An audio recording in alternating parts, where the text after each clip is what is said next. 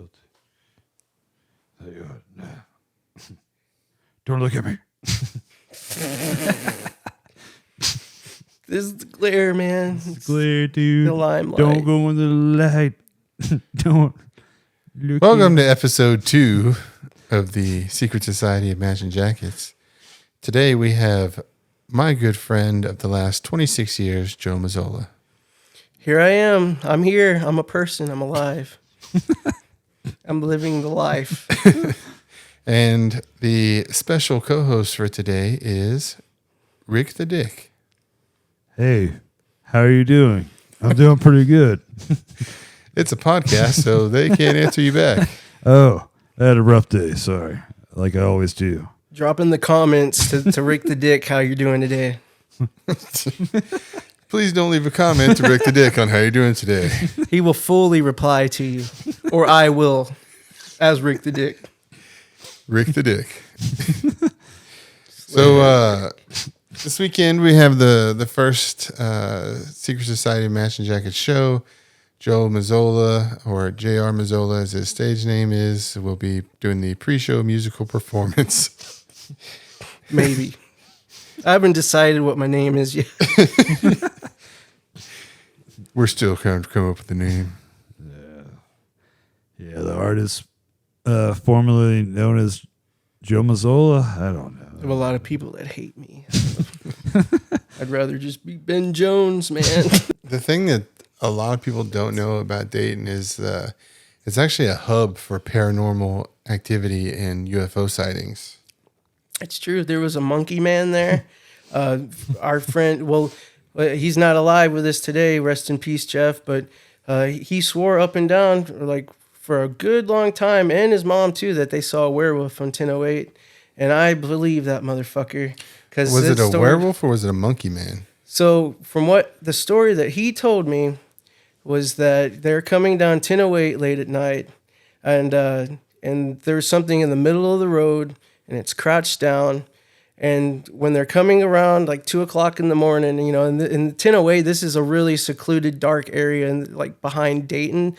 So, you know, there's no street lights, no anything. So they come upon this creature bent over, and he said it stood up about 7 or 8 feet tall, looked at him, and it was completely black and fur and like some kind of fucking werewolf. And then, so it got up, and then he said it just darted like 50, 60 miles into the woods, and they locked the doors, and they just kept driving. And, you know, they didn't even say anything. They were like so scared is what he told me. And he swore up and down, you know, he was genuinely afraid of that. And, you know, I believe him just because, you know, my life is fucking boring and I need to believe in something, you know. So if you don't like religion, then you can always believe in the monkey man. And so Jeff was your cousin, Zach. Has he told you the story as well? Yeah, he said something like that, and but it was kind of different. I don't know. Yeah, well, let Zach tell his rendition of what Jeff said, because it was a really dark and cold and dreary night on a 1008, right? Is that the road? It's like a Stephen King setting. And you know, it was so dark and dreary, and there's this ball sweat. Lots of ball sweat, I heard. Ball sweat down here. Even on my aunt's balls. Just tell the goddamn story. Okay, so ball sweat down my forehead. So he said they were driving, but they were going like 65, and they just seen this thing like out of nowhere just clear the road right in front of their truck, and it used its hands, and it just kind of looked at them like this, and it cleared the road with like 2 hops. Basically, and they just were like, "Holy shit, what was that?" Like, that's crazy. That's basically the same shit I just said. Yeah. I mean, kind of. but a little different. But yes, it's fucking crazy, man. I always thought it would be funny if it was just Robert in the monkey suit, because we have a friend Robert that wore a monkey suit and he hung out a lot on 1008. So maybe it's just possible that like they knew that Jeff was going to be driving down that road and Robert was just down there partying. He's like, I'm gonna dress up like a monkey. But how did he run so fast? I mean, was it the ecstasy? What was doing it, man? Hopping. Hopping, man. Is it so? It's hopping. So what's an animal that hops that's that big? I can't even think. I of mean, it. it used like its hands, like it touched the ground with its. I mean, like a gorilla. I mean, they said they had the. What was that somebody out there looking for gorillas or some shit after An that? orangutan, but that was like Orangutan? 1409. Yeah. That was down there. There's a kinda lady weird, that just man. owned an orangutan that got loose. Oh wait, I thought it wasn't Yeah. 1409. It's the Monkey Man of 1409. Yeah. But this is 1008, so this is a completely different. This is a completely different room. Sorry, the ADHD is kicking in there. So, yeah, so this is a completely different road. 1008 and 1409 is, it's kind of the same. You got to, it's kind of a little. I always thought that it was the Monkey Man of 1409. Is it 1008 or 1409? It is 1409. So but his story happened on 1008. Oh, okay, yeah. So Makes more the sense. Monkey Man apparently can either run really fast across Dayton, or he's got some kind of transportation that we don't know about. Probably like a scooter or something. He's I got don't know. another family. Maybe he's cheating on his wife. You ever think of it? Maybe there's brothers. I don't Well, know. that is so. Both of those do follow the Trinity River, so maybe he can Yeah. travel up and down the riverbank. I don't know. Yeah, it's He's because got a canoe. I saw that motherfucker, the Monkey Man in a canoe, just driving down the Trinity. That's how he lives. He eats the fish. Jerry man. Cantrell has a song called "The Monkey Man" up there in Seattle. Does he Remember really? that one? Yeah, you remember There's that? I mean, this is like a phenomenon that happens across the country. I mean, and especially in Louisiana and New Orleans and different parts. People have told the same story that Jeff had told us. The same kind of creature that was 7 foot tall and black and running across the street. So, does it make it not considered a Bigfoot sighting because it's, can you? God damn it, Joe! You gotta sit on your God fucking hands. damn you, like- Dunkin' Donuts. Anyways, Does it make it like different than Bigfoot because of the speed at which it goes? Because you don't really hear a lot of stories about like Bigfoot being super fast or anything like that. But is that why? Because it's not a Bigfoot sighting. I'm not sure. Like man. nobody says like Yeah. they saw Bigfoot. or jumping off its hands. You never hear about Bigfoot doing that. It cleared the road. All I know is he was like really weird about that, and he kept drawing pictures and bringing pictures up after that all the time. I was like, "What are you doing, man?" It's like Like it was little Close Encounters of the yeah, Third dude. Kind. He's just like making shapes. potatoes. Just I mashed think if I had potatoes. seen something like that too, I'd probably never forget it Yeah. and never want to sleep again. Especially Dude, it was- out there, it's like you're in the middle of the woods, and where I grew up, and most of us, it's like a trailer, a double wide trailer, and then there's nothing but the pitch blackness of night in the back, and you look out the window and think that the Monkey Man's like blowing condensation on the window and writing your name or some shit. His monkey paw in it. Dude, so you remember fuck, we've had to have been probably 12 or 13. You stayed the night over at my house, and we stayed up all night watching like UFO like encounters, like stories. Unsolved mysteries, man. And then we went to bed, and we were trying to go to bed, and like were sleeping on like a pallet on the floor, and I was on my bed, and with like any little scratch at the window or like anything, we were like freaking the fuck out, and like we got ourselves worked up in such a frenzy that like we were literally like Joe would be like, "Oh, I think I hear something." I'm like, "Shut the fuck up, man! Shut the fuck up! Shut the fuck up, man!" And then there was a train tracks right behind my house. And the train went by, and like we thought it was a UFO and shit. And, like we were so like, you get so hyped up in a frenzy that like it's like you just start seeing things. That whole area, even the train tracks, was creepy as fuck. Remember going back there, and there's just like miles of dead animals on the train tracks. That is some crazy stuff, and it's still there too. I mean, we lost a lot of good coins back there, man. Yeah, we used to put so many coins. They were so flat. They're so flat. That's because the train's right behind your house, and that Resendez Ramirez, that train killer guy, was like, remember? Like do remember that. Yeah, you're yeah, like, yeah. fuck. What if he just jumps out and comes to my house? There was a- like, man, There was a train killer guy. Yeah. He was in the area, a or long time like ago, it was man. in Texas. Yeah, I remember back then, and like they found him. Like he was just hopping off of trains. I was like, dude, it's right behind your house. And I probably should have never told Joe that because he freaked out. So he's basically just like one of those train hopper guys. Yeah, that, but he was. It was like all over the news. Yeah. It was like when he gave himself up, it was like a big deal, and they were like, it was like alive. It was like mid '90s or. Was it like one of those like showdowns? Was this around the same time that like Waco and all that was going on? And, I thought it was after. Was it Angel Maturino Resendez? Yeah. Yeah. So What year was it? I'm trying to see here. Let's see. I'm pulling up his Wikipedia. Was it August 1st? Maybe I told. Probably on June 21st, 1999, he briefly became the 457th fugitive listed by the FBI on its 10 most wanted fugitive list. He was convicted on capital murder in Texas. Yeah. Zach, I'm going to have to keep muting you when you keep laughing while people are talking. So move away if you're going to laugh. Don't sit right over the mic and laugh. The Railway Killer is what he was called. Yeah. The runaway killer? The railway killer. Railway yeah, killer. so he would just ride the railway and jump off, and it was kind of like probably like a Red Dead Redemption in kind of a way. You just go around killing people, but I don't think he really did. I mean, think imagine he's just it's like on the run. the perfect getaway. Just like you hop off a train, commit a random act of murder, and then just hop right back on a train and you're gone. Another state in 5 hours. This is Dennis the Menace all over again, like that movie. Christopher Lloyd. That guy scared the fuck out of me. Hey kid, give me your apple. That's the guy that I would imagine that would run off the train in Dayton and like blow air on your window and write his name. I mean, talk about the range of Christopher Lloyd. It's like that's fucking Doc Brown. You know, that's fucking. Uncle Fester, that's fucking one of the greatest actors, hobo guy, and he's just really not out there right now. But I mean, I would like to see him recognized more for his. Well, he got more into directing. You know, he actually created the sitcom Modern Family. Oh, okay, yeah.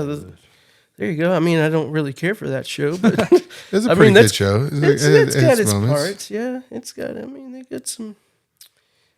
I feel like it's one of those shows that if we were like 10 years older, it would have been really good, you know, like Big Bang Theory. I mean, that's another show that I can kind of watch a little bit with. Like if it's on, you know, it's like if you're just like with me, I only watch Big Bang Theory. I'd go over to my parents and like they'd just be like watching Big Bang Theory. See, when you don't have fucking cable or anything like that, I think like Two Broke Girls used to come on all the time. That was like the. Oh yeah, dude, working at the place that we won't mention on here, but like working the overnight security shift, and it would just be like Two Broke Girls all night. That's a pretty good show. I mean, it's just garbage, but it's good garbage, you know. Yeah, it's something to look at. For obvious reasons, you know. Two big, giant, obvious reasons. They should change it to Two Big Tits. No. Yeah, because they only had two big tits between. That was the only thing they was working with. Okay. But yeah. So tell us about the UFO story in Dayton, because that one was the one that we were just talking about unsolved mysteries. That was the one that we watched that night. We did. So what is it? The Landrum UFO incident, or what is it officially called? Like on Unsolved Mysteries, we did a brief podcast that got flagged because we used the content of Unsolved Mysteries, but you know we know some of the. We actually went to school with one of the descendants from the people that it happened to, and it's a true story. But this is now 1960, or is this 1008 that this happened? That was on 1960s, in between Huffman and Dayton. Okay, so this is the Huffman area more, that this giant triangular craft had come down that was assisted by, I don't know the exact number, but a lot of helicopters were guiding this large triangular lit up craft, and it was basically kind of came down, stalled right above their car, made the car completely die, and then their handprints were actually imprinted into the dash from the radiation that this vehicle was causing, and then it flew off. And what they thought it was like the rapture, that Jesus and his homeboys came back, and they were about to bring down the wrath of God. And Yeah, she literally thought it was the rapture, so she got out of her car and started walking towards the radiation. So it was called the Cash Landrum incident. there you go. It was an unidentified flying object sighting the United States in 1980, which witnesses claimed was responsible for causing health and property damage. Uncharacteristically for such UFO reports, this resulted in civil court proceedings, though the case ended up in a dismissal. So they actually tried to sue somebody, or are they trying to? Yeah, they sued the U.S. government over it. Oh my God! And what did they say? They're just like, well, it wasn't us. We'll sue the aliens, motherfucker. Like, Yeah, I guess it just got dismissed or whatever. So it says they contacted Senator Lloyd Benson and John Tower, who were the two Texas senators at the time. They suggested that the witnesses file a complaint with Judge Advocate Claims Office at Bergstrom Air Force Base. In 1981, Cash Landrum and Colby were interviewed at length by personnel at Bergstrom Air Force Base and were told that they should hire a lawyer and seek financial compensation for their injuries. So the Air Force told them, yeah, you should probably get a lawyer and sue the government. huh? And they just basically probably gave him the go around, because I don't think if it got dismissed, I'm pretty sure they probably didn't have the legal funds to keep it going against. I mean, I could imagine suing the U.S. government, like that's going to go over pretty well. Well, they had an attorney, Peter Gersten. He actually took on the case pro bono. So they had a free lawyer do all the work. Oh man, I love you too. And they tried to they tried to sue him for $20 million. Testimony of officials from NASA, the Air Force, the Army, and the Navy were given.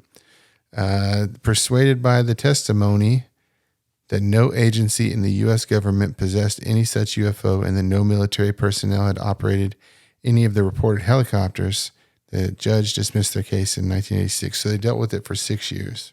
Damn.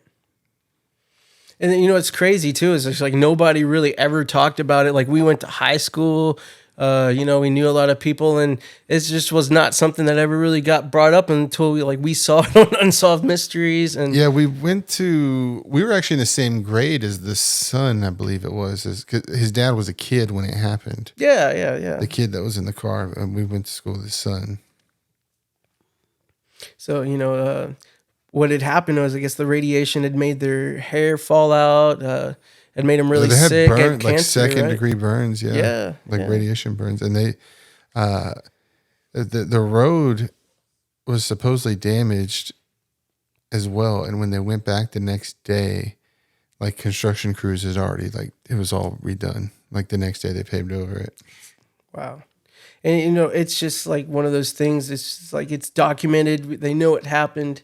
But yet, nobody really talks about it. Is not brought up as. I mean, you'd think that something like that would happen. There would be, some major reporting on it on the news or something. Well, it was featured on That's Incredible, which was it's around the world, right? Yeah, which was a popular ABC show at the time. So it was covered in prime time, and then also Unsolved Mysteries. So it did get quite a bit of media coverage, but at the time that was before the internet. So it couldn't spread as much as it would be. Like if that same thing happened today, there's no way you'd be able to hide that. No, there would not be a way to, and it's still it's just hey, this happened, but whatever. It's just aliens, right? Whatever. Yeah, right? what are you gonna do about it, pussy? I don't know. I think Dayton, since they're tearing that Rice Tower down, they should put a giant UFO monument right there.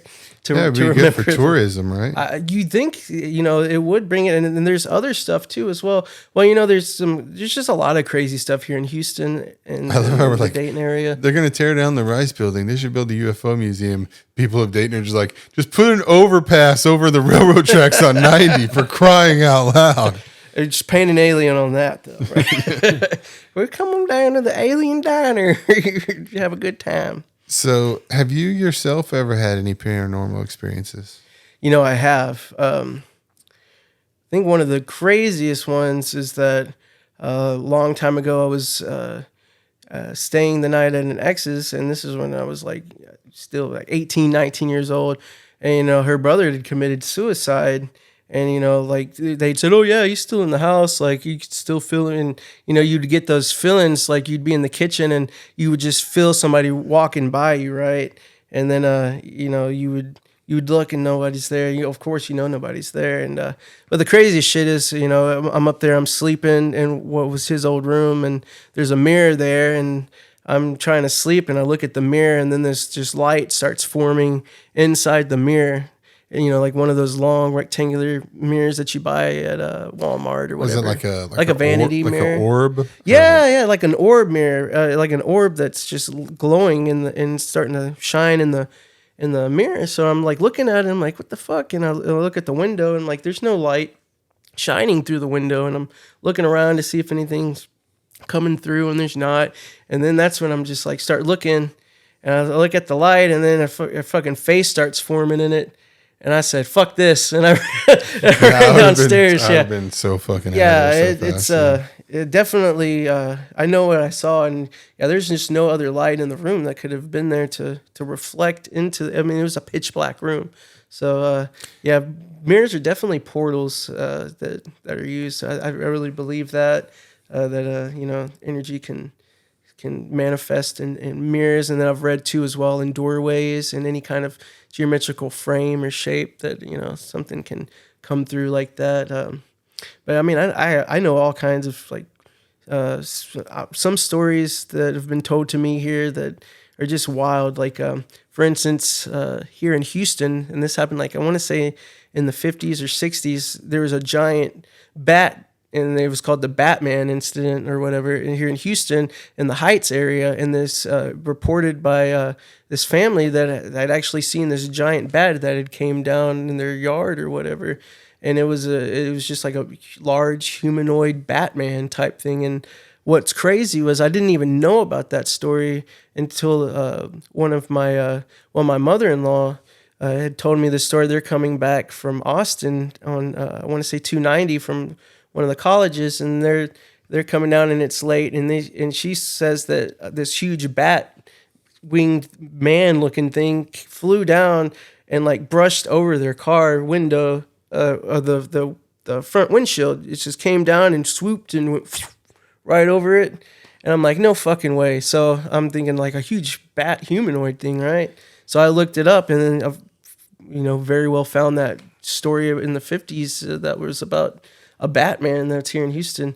And, that's another thing that's like, I think there's like one report on it, like on Channel 13 from years ago. But I mean, that's pretty crazy to, have a fucking huge bat humanoid figure flying around, and it's been reported several times, and just, it's whatever. It's a Batman. It's Texas. Every time you kept saying Batman, all I could think was, I'm Batman. I'm Batman.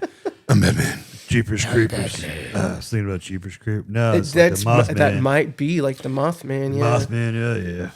Yeah. Is Jeepers Creepers the Mothman? Or it's just like loosely based. It's just maybe? like a similar character. I don't think Because the Mothman, that's like in the Northeast, right? Like Pennsylvania, Maryland area, I think. It's been a long time since I've read into the Mothman, but. Yeah, I mean, he's always said to have shown up during, like, right before, like, a big accident or traumatic event or something that happens to a town, that he would, like, show up or something like that. Tragedies, like a tragedy, yeah. They've seen him all over the world, supposedly, yeah. All over the like world? Elvis. I thought it was just in, like, yeah, the I think, Northeast. well, they say that, was that bridge collapse up there? Not the last one, but back in the, man, I can't remember that town. That's it's big in that story.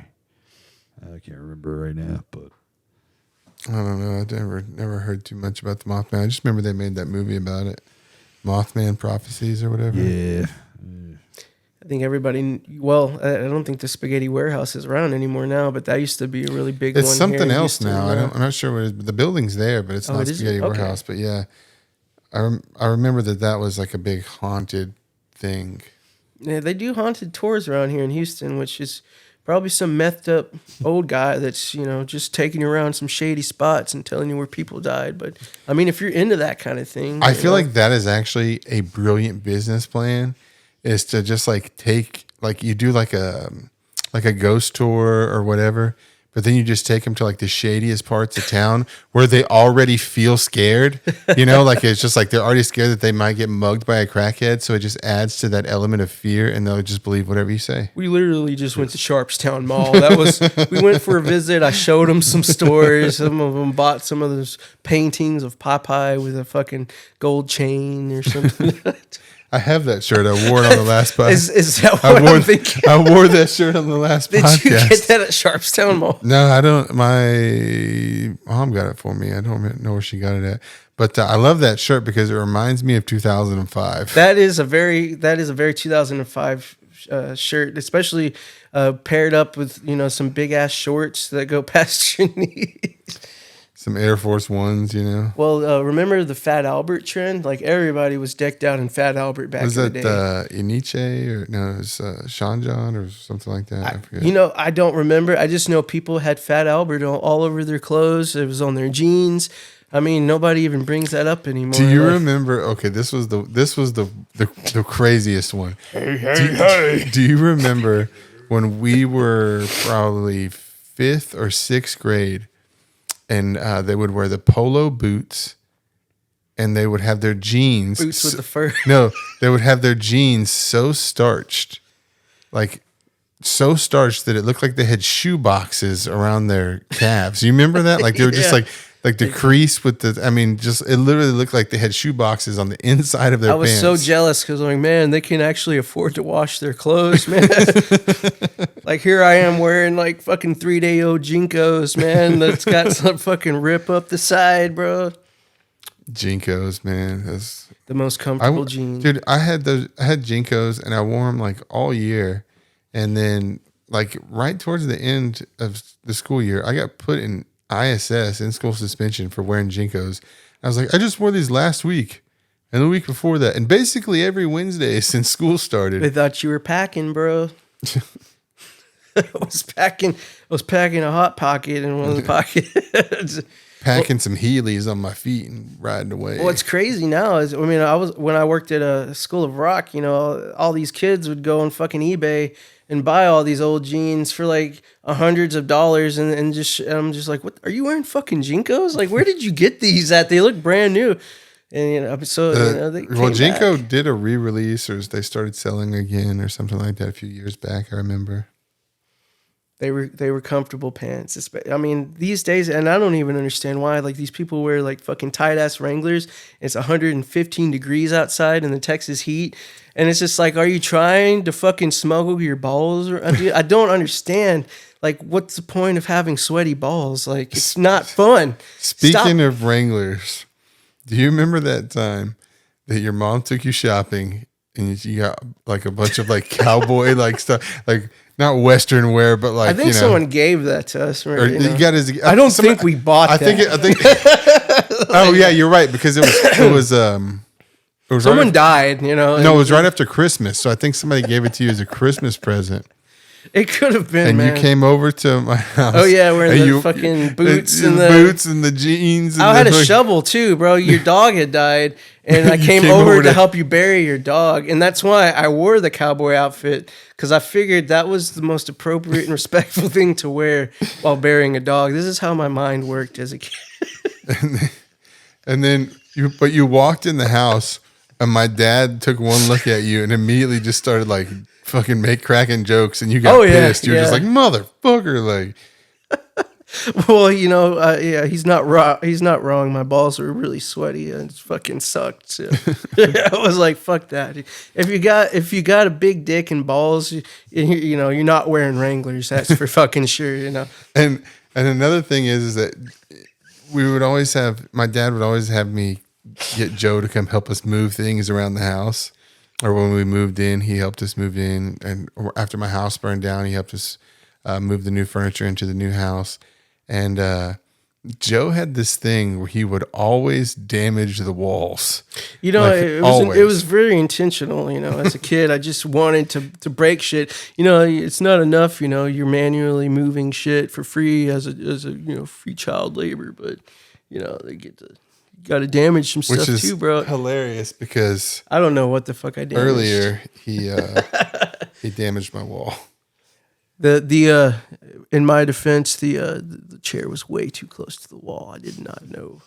I was unprepared to sit down in a chair that was close to a wall. But yeah, I mean, you just you get some dry walls, just like some sheetrock mud. You go to town with it, bro. Make some Mona Lisas. No, but Did you ever work for Chatham? who's that? You. Oh man, fuck that shit. That place fucking sucked, dude.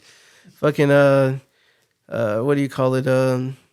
Yeah, there's yeah, I don't really remember much about that shit other than I think I worked there for like a few years or something like that. Damn, you worked there for years? I think like a year or two. I don't really remember. I was like kind of like yeah, that was not my forte. Like being out and like I said earlier, like sweaty balls is not fun. You're fucking not sweating my balls. Yeah, you're always more the artistic type, not the sweaty ball type. I mean, I can get my balls sweaty when I need to, but I don't know, fuck that shit. When you've got a brain, you can fucking sweat that shit too, bro. All right, Zach, why don't you tell us if you've ever had a paranormal experience? Sweaty balls. Thank you. Let's Sweaty change the balls every day. I only got one of them now. Yeah, I've had a lot of paranormal experiences. I don't know where to start. Even there's a lot. I think I'm kind of, I don't know, maybe like sensitive to it. It's been a while though, but I've been pulled out of bed before by stuff. Been hit, been scratched. Oh yeah, you said tell us the story. You used to go to one of your exes. The ghost would tickle your feet. Yeah, it was the first time. It's kind of weird because I've had a couple of near-death experiences. It started happening after that, so it's kind of weird. Isn't that a common thing where like somebody has a near-death experience and then they start like having paranormal experiences? Yeah, that's what they say. I drowned when I was little, so the first memory I have is I remember my mom jumping in the pool and getting me, but I don't know how I remember that because I would have been like 3 or 4 years old, but I seen them doing it. So Were you like drowned all the way, like you were dying, like out of unconscious? yeah, supposedly they had to like I don't know, pump water out of me or whatever. But I remember that's the first thing I remember. It's kind of weird. And then I seen this thing. It's the most beautiful thing I ever seen. It was really weird.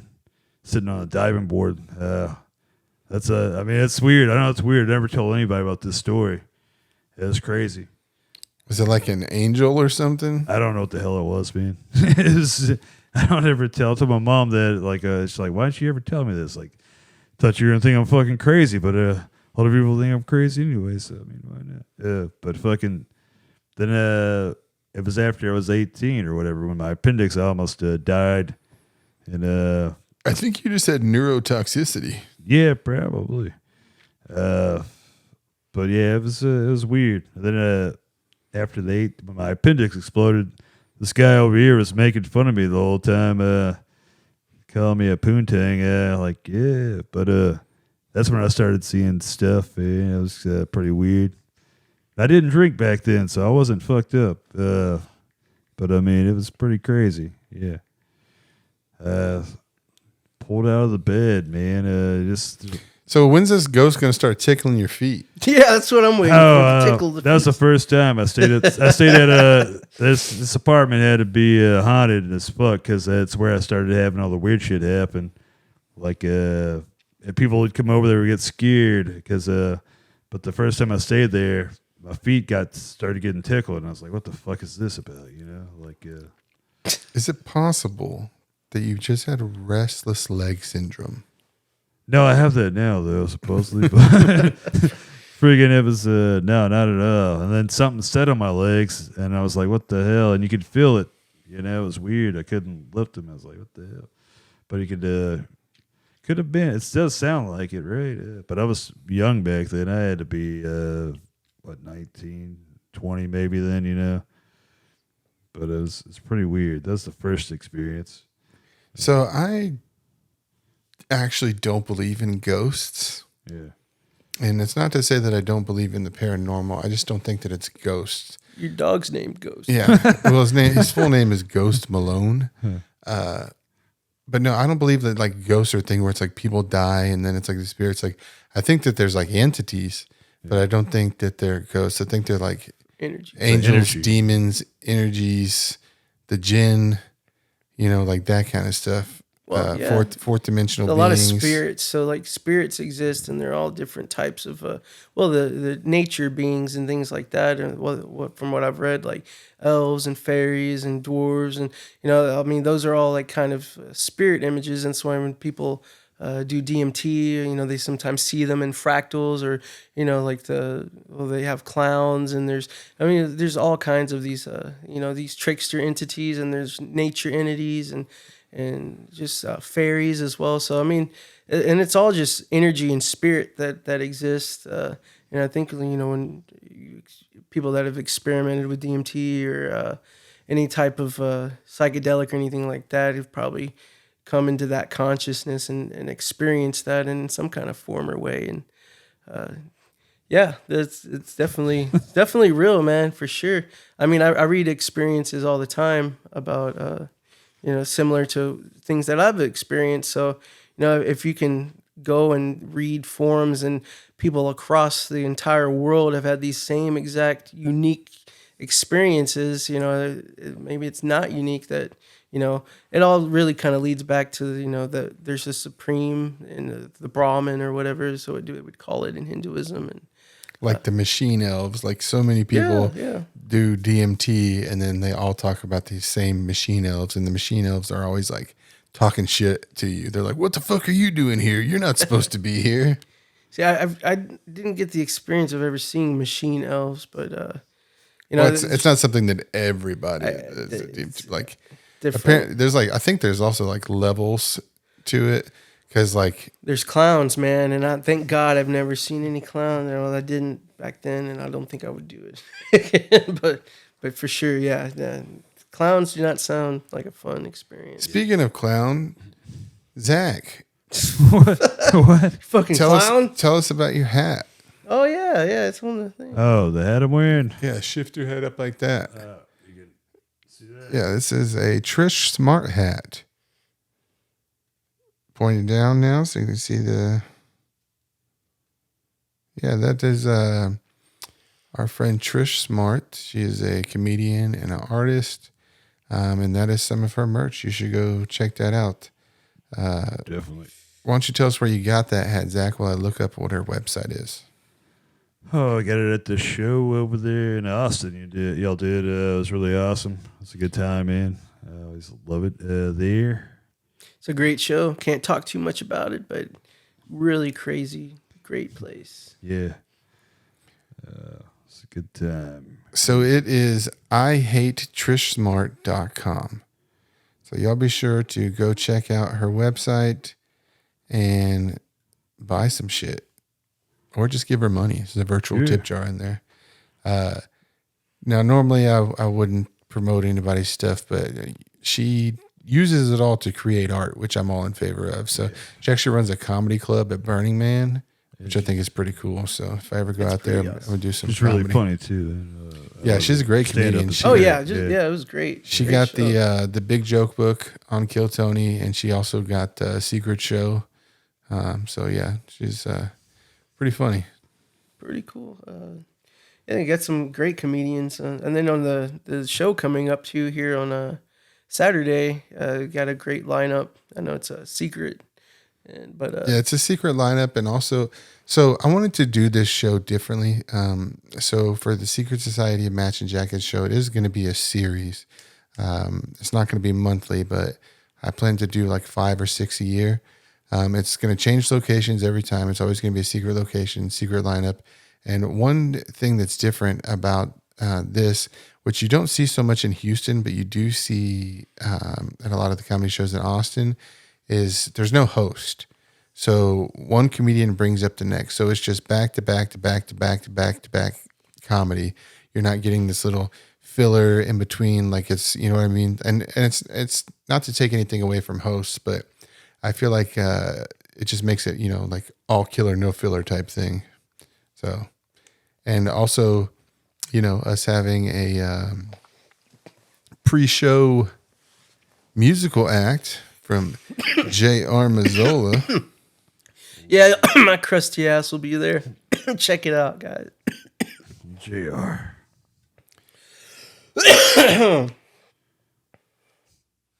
If you're gonna cough, get it out now. I just muted your mic. Okay. Let's redo that again. We don't edit anything. Oh yeah, I forgot. Fucking lazy as fuck. No, I just think that the free flowing format makes for better. Yeah, you're right. This is brought to you. This is live, real. This is us fucking up, being stupid. Brought to you by Carl's Jr. We'll edit when we make clips and stuff. We'll take out the ums and spaces and stuff like that. Pull your mic a little bit closer. Oh shit!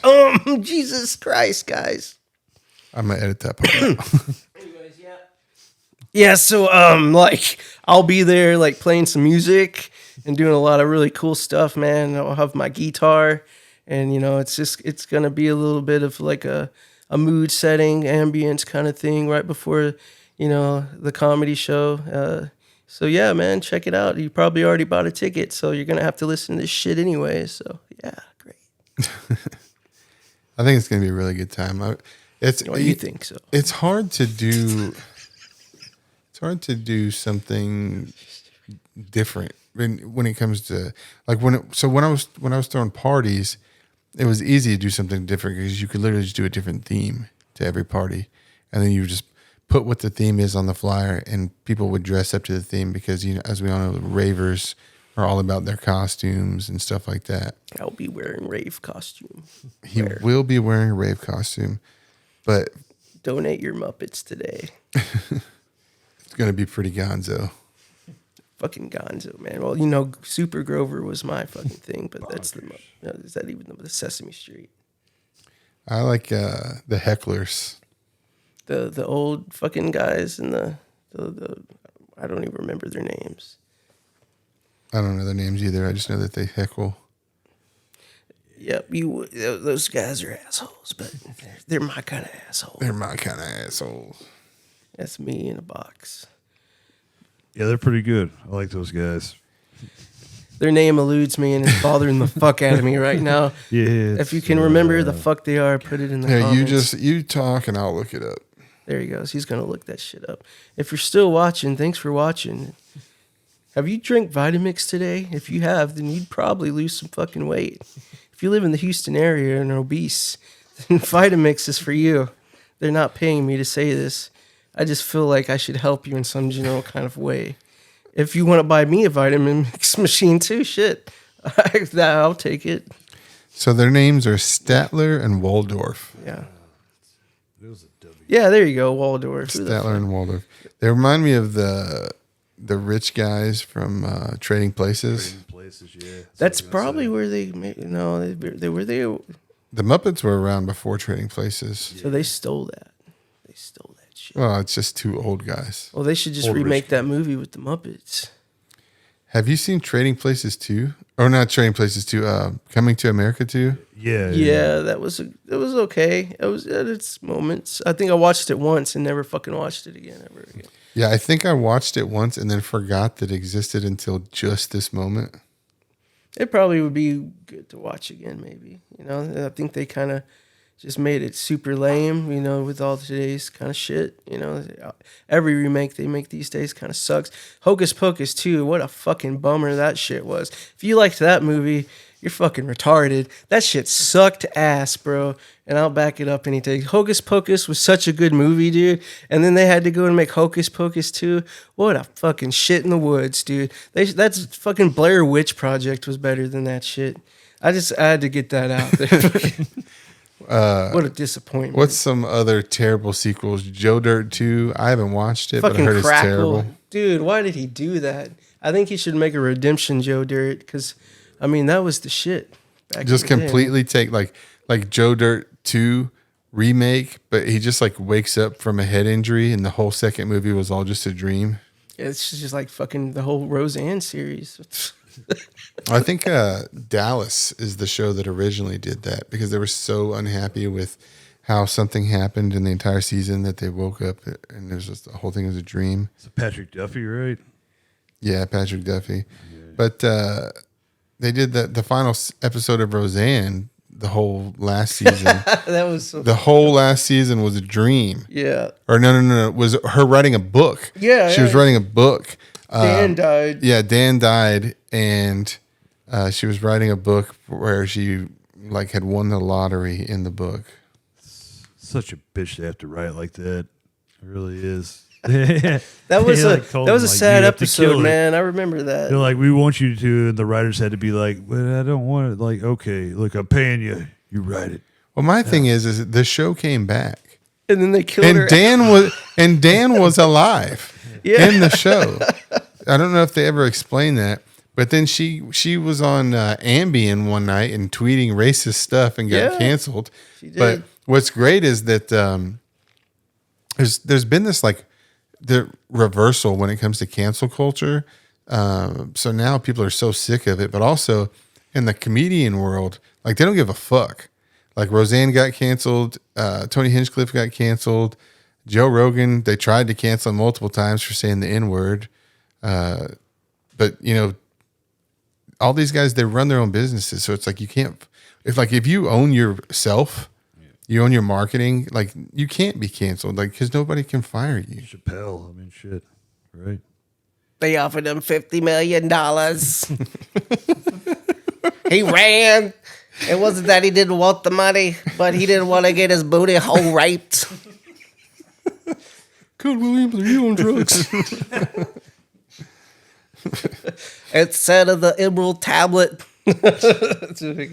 I read it in a book, Joe Rogan. I just remember his character on fucking Friday. It was the shitty Friday. Or the third Friday after next. Yeah. I mean, it wasn't shitty. It was still good, but yeah, that's his character. He was the pimp. That's it just seems so much more low budget than the first two. Yeah, I think so. I mean, like, I'm still surprised they didn't make a Good Friday. What is it? They could have made a Halloween Friday. I mean, there's the Friday franchise. They could have done so much more with it, other than an animated series. But I think the first two are gold, and you don't really want to change it much. I think if they made one today, they could have done a crossover episode with it, a crossover movie with Friday the 13th. Exactly. Yeah. Oh, you know what? Today's podcast is brought to you by On. Not really, but these things are pretty good. I'm all hyped up on nicotine. Is that synthetic nicotine or nicotine powder? Have you tried these? No, I have not. Do you still you vape now or what? What do you do? So sometimes I vape just because life gets stressful. Yeah, but I don't recommend it. Because it does make you cough up stupid shit. But oh yeah, I quit vaping by switching to these nicotine pouches, and I quit the first day, no problem, and they're pretty good. It's called On, you say. How does that work? I heard there's a nice little pouch in the back of it. So you just put it in your lip right there, and then it goes to work and activates? Yeah, you just put it in between your lip and your gum, and then you suck on it?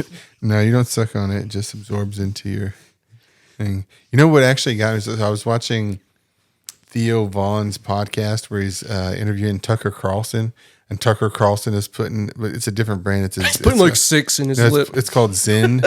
It's like the big brand, the Zen ones, and he's putting it in the middle of the thing, and he tells Theo Vaughn, he's like, yeah, if you just start using Zens, he's like, you will be more successful, bro. I was like, man, I got to get these Zens. I think Zen paid him a lot of money to say that. I don't know if he's sponsored by Zen. I don't know if you can be sponsored by Zen. Zen. Can you? I just think of Gavin Rossdale here with Zen. Hey, I'm Gavin Rossdale. Oh, he's British, huh? It's like, you remember my song. Remember when I used to be married to Gwen Stefani? Now it's fucking Blake Shelton. So I just saw a thing. The woman that he actually married looks exactly like Gwen Stefani to like a fucking T. It's crazy. you're gonna So he definitely see- has a type. The Gwen What, Stefani. beautiful blonde? I guess so, man. Yeah. I guess they all look like Gwen Stefani, though. I don't know. They could look like Blake Shelton. Yeah. They have a bar now in Zach, Tennessee. how was the open mic tonight? That was awesome. I love it there. The platypus up on the platypus over on the platypus. It was really great. I loved it there, man. It's a nice room and everything, and but really good. I really like it there. It's Now, do they still do the competition, or is it like just a mic now? they were doing a mic today. Yeah, it was a mic up there, but it was great the way it runs. Is it a good crowd tonight? Yeah, I mean, people should come watch it more because it's fun, man. You get to see people working out bits up there and whatnot. You know, it was a really good time. Have you seen all these rumors and stuff in the Houston comic Facebook groups where they're talking about the new club? Yeah, I heard about that. It's What new club? It's like a new comedy club or whatever that's opening. I think it's going to be like part of House of Blues. yeah, But some guy, I forget his name, but he was posting in the Facebook group today, and he's like, "Oh, by the way, the new booker was in town last weekend, going around the different clubs and watching people and scouting him. And needless to say, he was not impressed." And he's like, Is this Houston Chronicle? What is this? Who wrote that? just some. He's a comedian, just on Facebook, or whatever. I think it's an older guy, but. When I read that, the first thing I thought was, who the fuck cares? Like it seems to be kind of this like old guard mentality when it comes to comedy. I experienced the same thing in the music industry when I first got in, and I started doing a few successful shows, and then you had these guys that 10, 15 years in, and like they want to tell you how to do things, but what you're doing is working for you, and what they used to do used to work for them, but now what they're doing now doesn't work for them, and they want to give you advice on what you're supposed to do, when really I think you're just supposed to make your own way, you know? Yeah, well, definitely. I think being yourself and trying to create your own content, because everything's been so fucking overdone these days, and especially with the internet and so many people just doing like other people's bits and materials and just some of the same kind of stagnant shit going around.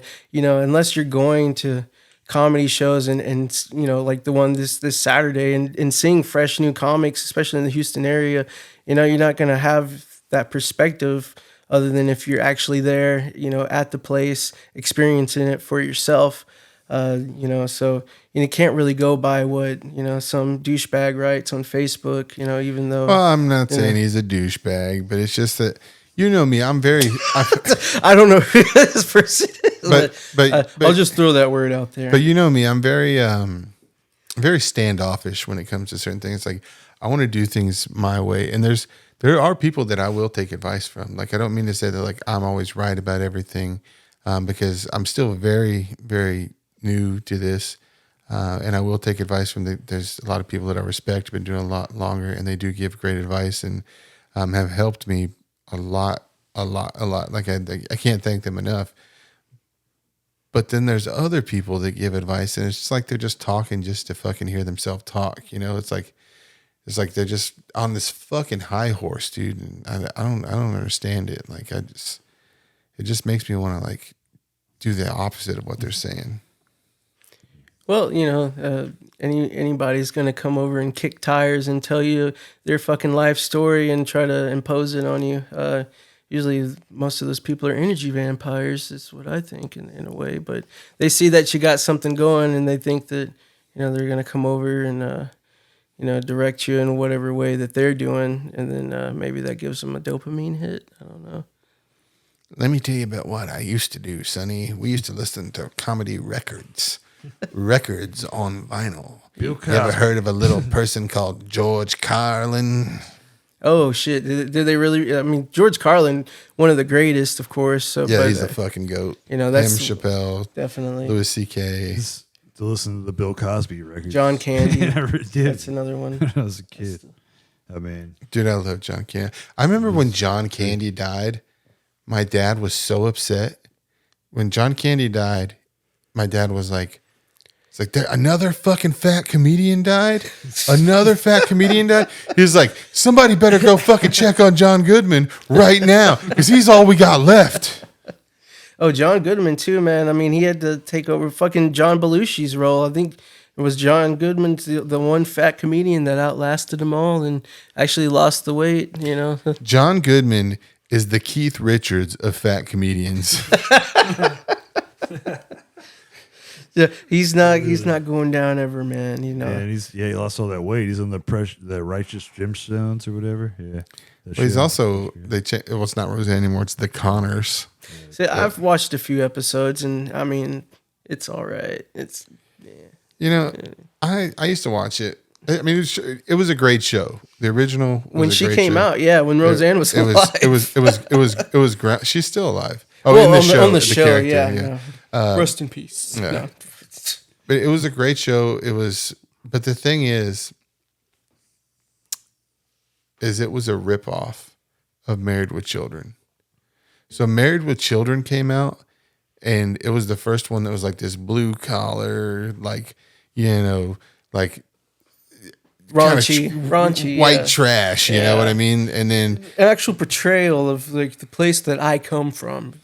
And then you had all these, you know, follow up shows like that Roseanne, and there's a couple more, but I mean, even to an extent, The Simpsons. Yeah. I mean, they had a great writing team back with Conan O'Brien. Yeah, they had some great writers. I think that was probably the best episodes were with him on the team. You know. He was a writer for The Simpsons. Yeah, Oh yeah. A lot of great characters. And Hank Azaria and like all them on there. It's crazy, man. Who else is on there? There's a documentary that just came out like within the last year or two that goes over like the whole cast and how the Simpsons were created and you know all the little details and everything. I think it was on Hulu, but yeah, I watched that. It was really good. It was like a 5-episode thing or something. Did you guys see that David Cross is coming to Houston at White Oak Music Hall? I did. That fucking poster is hilarious. The fucking clown with the banana and the snipe. Dude, David Cross is like, do you guys remember living in Dayton and just being like over at a friend's house, just sitting in their truck, like smoking cigarettes and just listening to the David Cross like comedy albums? I do. Yeah. Well, Zach was the reason why, man, for most of it. I got into Mr. Show because of him. He had like every fucking DVD of Mr. Show, and we would just watch those religiously all the time over at Jeff's house or his cousins. Zach still watches Mr. Show, and he just watches like YouTube shorts of it now or clips of it now. It's all on Reels now. Yeah, I watch all that, man. I was just left to my own devices as a child, so that's like what I found, like the stand up. Like I could remember like the first shit that I heard all the time, and fucking. I mean, but isn't that just really what parenting was in the late 80s and early 90s? Like, so for instance, my daughter just turned 11. When my older sister, Chrissy, was younger than 11, she was babysitting me and Erica. So like at 10, she was babysitting a 6-year-old and an 8-year-old. Like I would fucking never, I won't even let my daughter like go walk in the yard by herself, dude. Like, yeah, I was watching they brought her home and I was like probably 7 or something like that.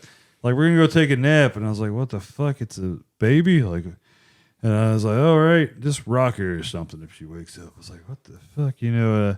So I was always babysitting. I was like, "What the?" I mean, back then you just, you know, they're good parents. that's like I remember I was probably 6 years old, and my mom was vacuuming. And I grabbed the vacuum and I was like, oh, look, I can vacuum. And then my job was just to fucking vacuum for the next 12 years. I always had to be the one that took out the trash and vacuumed. It was like, so kids, you shouldn't be listening to this podcast, but if you are, don't ever want to try to learn how to clean, because then that's just your job. Whenever they try to teach you to clean, just be really bad at it. Be as worse at it as you could possibly be. Just great advice, kids. And keep all those consuelas in business. That will definitely, help them out too. So, if parents have the extra dough, fucking be a little messy, fuck it, if they're hiring a maid, keep that going, don't be selfish. And kids, you should also try on. I was about to see if it had a slogan, but yeah, it does. Don't try on, kids. On. Anytime, anywhere. That's their slogan. Anytime, anywhere. And when he says kids, he means kids over the age of 21. I'll just bleep it out. Just be like, beep, beep, beep. What about those offs? Those damn You should just quit gummy copyright. bears, man. I've not seen. The only thing funny is my face, and that's about it. Thought about getting into that clown comedy, just because I was always into Kiss, man. It was fucking cool, dude. My dad loved Kiss. Yeah, so the movie Detroit Rock City is based on Kiss did 3 nights in Detroit. I think that's where they've recorded Kiss Comes Alive or live from whatever the live album is that they did in Detroit. But that movie is based on those 3 nights, and my dad went to all 3 of those nights. I used to like Kiss until I had the pleasure of meeting Gene Simmons. Oh, well, I saw him. He checked into our hotel, and then, he called down for the front desk, and whoever was in the back answering the phones let it ring 5 times. So, when Gene Simmons calls, you don't let it ring 5 times. That's a goddamn, what the hell you doing letting it ring 5 times? It's Gene Simmons. How are you supposed to know? Did he say it like that? Did Yeah. he say his own name?